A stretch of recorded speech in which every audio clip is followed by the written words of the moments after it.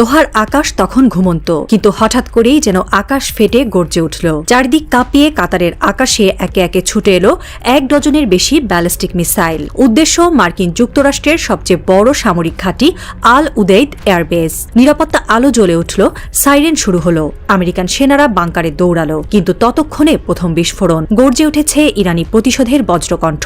এই কোনো সাধারণ হামলা নয়, এটি ছিল অপারেশন বাশারাত আল ফাতাহ, পরিকল্পিত, অনুমোদিত এবং সরাসরি ইরানের সুপ্রিম ন্যাশনাল সিকিউরিটি কাউন্সিল দ্বারা পরিচালিত প্রতিশোধ। নেতৃত্বে ছিল খাতাম আল আম্বিয়া সেন্ট্রাল কমান্ড, যার হাতেই এখন পারস্যের অস্ত্রভাণ্ডারের নিয়ন্ত্রণ। তেহরানে বসে সেই মুহূর্তে আয়তুল্লাহ আলী খামেনি, ইরানের সর্বোচ্চ নেতা, নিজের ঘড়ির কাঁটার দিকে তাকিয়ে বলেছিলেন, যুদ্ধ তখনই শেষ যখন শত্রুর ভয়ও শেষ হয়ে যায়। তিনি বুঝতেন আমেরিকা ও ইসরায়েল দীর্ঘদিন ধরে একটি নিয়মে অভ্যস্ত ছিল, তারা আঘাত করত আর তাদের কেউ ছুঁতে পারত না। এই হিট অ্যান্ড রান যুগের অবসান ঘটল আজ রাতে। ইরানের পররাষ্ট্র মন্ত্রণালয়ের একজন মুখপাত্র ঘন গলায় বললেন, আমেরিকা ইরানের শান্তিপূর্ণ পারমাণবিক সাইটে যে সংখ্যক বোমা ফেলেছে, আমরা ঠিক ততগুলো মিসাইল পাঠিয়েছি আল উদেইদ ঘাঁটিতে। এই হিসাব নিকাশের সময় শেষ, এখন বিচার চলছে আত্মমর্যাদার। আল উদেইদ ঘাঁটিতে ক্ষতি কতটা হয়েছে, রাডার ধ্বংস, জ্বালানির ট্যাঙ্ক উড়ে গেছে, রানওয়ে ক্ষতিগ্রস্ত, এই বিশ্লেষণ চলছে। কিন্তু কূটনৈতিক মহলে যে প্রশ্নটি আরো জোরালো, তা হলো কে সাহস করল। দ্বিতীয় বিশ্বযুদ্ধের পর থেকে কেউ কি কখনো সরাসরি আমেরিকার সবচেয়ে বড় ঘাঁটিতে এমন ব্যালিস্টিক মিসাইল হানার সাহস দেখিয়েছে? উত্তর না। That's it. ইরান শুধু ক্ষয়ক্ষতি করেনি, ভেঙে দিয়েছে আমেরিকার অজেয় ভাবমূর্তি। হোয়াইট হাউস এখন কি করবে সেটা বড় কথা নয়, বড় কথা হলো তারা কিভাবে এই অপমান হজম করবে। এই হামলা এক প্রকার মনস্তাত্ত্বিক আগ্রাসন। এটি বোঝায় শুধু প্রযুক্তি নয়, সাহসী আসল অস্ত্র। আর সেই সাহস আজ দেখিয়েছে পারস্য। এখানে ইরান আরেকটি প্রশ্ন তুলে ধরেছে, কে কাকে ভয় পায়? পশ্চিমা দুনিয়া, যারা এতদিন ধরে যুদ্ধের ভারসাম্য নির্ধারণ করত, এবার তাদের চোখে চোখ রেখে দাঁড়িয়ে আছে এক সাহসী জাতি। এর চেয়েও বড় ক্ষতি আর কি হতে পারে, যখন আপনার প্রতিপক্ষ আর আপনাকে ভয় পায় না? খামেনি কেবল একজন ধর্মীয় নেতা নন, তিনি পারস্যের ইতিহাসের পুনর্জাগরণ ঘটাচ্ছেন। তার জন্য যুদ্ধ কেবল কূটনীতি নয়, এটি একটি আত্মপরিচয়ের সংগ্রাম। তিনি মুসলিম বিশ্বকে দেখিয়েছেন, আমরা মুসলমান, আমরা পারস্য, আমরা কারো গোলাম না। এই আঘাত কেবল প্রতিশোধ নয়, এটি একটি ঘোষণা, ইরান ভয় পায় না। পারমাণবিক হুমকির দ্বার প্রান্তে দাঁড়িয়ে থাকা একটি জাতি যখন আত্মরক্ষার চেয়ে আত্মমর্যাদাকে বেশি প্রাধান্য দেয়, তখন সে যুদ্ধের পলিটিক্স বদলে দেয়। তেহরানের রাস্তায় একজন তরুণ বলে উঠল, আমরা মরলে মরব, কিন্তু সম্মানে এক চুল ছাড় না। এই হলো পারস্যের মনোভাব। এই মনোভাব এসেছে একটি শতাব্দী প্রাচীন বিশ্বাস থেকে। ভালোর জন্য মরতে হলে জাগতে হয় আগুন দিয়ে। অস্ত্রের দম্ভে নয়, আত্মত্যাগের গৌরবে যে জাতি দাঁড়ায়, তাদের কেউ দাবিয়ে রাখতে পারে না। এই জাতাভিমান এখন পরিণত হয়েছে জাতীয় নীতি, আন্তর্জাতিক বার্তা এবং নতুন প্রজন্মের চেতনায়। একসময় যারা পাশ্চাত্যের কাছে সহযোগিতা ভিক্ষা করত, আজ তারা বলছে, আমরা মাথা উঁচু করে মরব, মাথা নিচু করে বাঁচব না। খামেনি সেই গৌরব ফিরিয়ে এনেছেন, একটি জাতিকে আত্মবিশ্বাসে সজ্জিত করে তুলেছেন। ইরানের এই মনোভাব মধ্যপ্রাচ্য জুড়ে আলোড়ন তুলেছে। পাকিস্তান, লেবানন, ইরাক, যেখানে মুসলিম জনগণ যুগ যুগ ধরে নিপীড়নের মুখে মুখ বুজে থেকেছে, সেখানে ইরানের আঘাত যেন এক মুক্তির চিৎকার। অস্ত্র নয়, মনোভাবই যুদ্ধের প্রথম শর্ত। এবং এই জাতাভিমানই এখন সবচেয়ে ভয়ানক মিসাইল।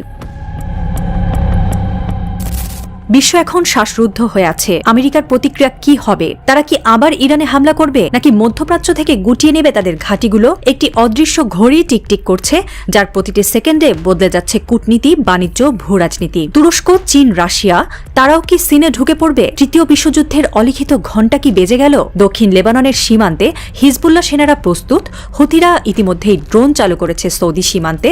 মধ্যপ্রাচ্য যেন দাঁড়িয়ে আছে এক যুদ্ধ ভূতের সামনে, আর সেই ভূতের চোখে সাহস আগুন ইরান জ্বালিয়েছে।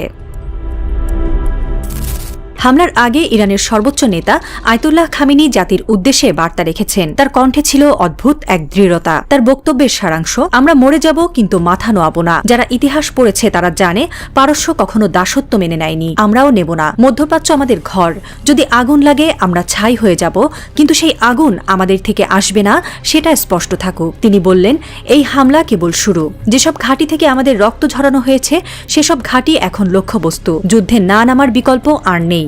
আমরা পারমাণবিক অস্ত্র তৈরি করিনি, কিন্তু আমাদের সাহসী এখন সবচেয়ে বড় বোমা। এই শানে নুজুল কেবল বার্তা নয়, এটি একটি বিপ্লবের নকশা। ইতিহাসের পাতা যারা লেখে তারা জানে একটি বাক্য, একটি সিদ্ধান্ত কিভাবে একটি জাতিকে জাগিয়ে তুলতে পারে। খামেনি সেই সিদ্ধান্ত নিয়েছেন এবং ঘোষণা দিয়েছেন এই যুদ্ধে আর পিছু হটার জায়গা নেই।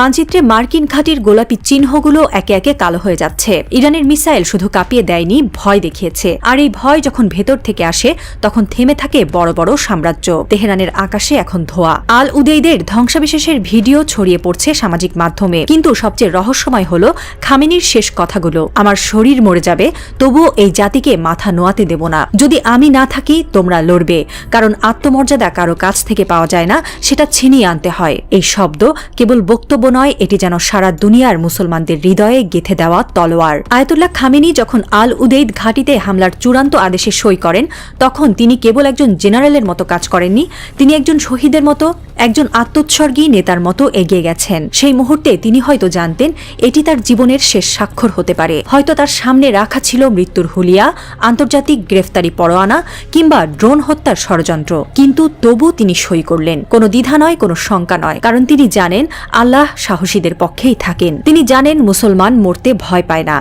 যারা আল্লাহর পক্ষে থাকেন তারা জানে মৃত্যু মানেই পরাজয় নয়, বরং আত্মত্যাগী বিজয়ের শুরু। এই একজন মানুষ এখন আর কেবল ইরানের নেতা নন, তিনি হয়ে উঠছেন সারা বিশ্বের মুসলিম উম্মার প্রতীক। একজন বিশ্বাসী, একজন অটল মুজাহিদ, একজন সাহসী পিতার মতো তিনি বলছেন, আমি থাকি বা না থাকি তোমরা লড়বে। হ্যাঁ মুসলিম উম্মাহ, তোমরা মাথা নিচু করো না। লা ইলাহা ইল্লাল্লাহ, আল্লাহ ছাড়া আর কোনো ইলাহ নেই।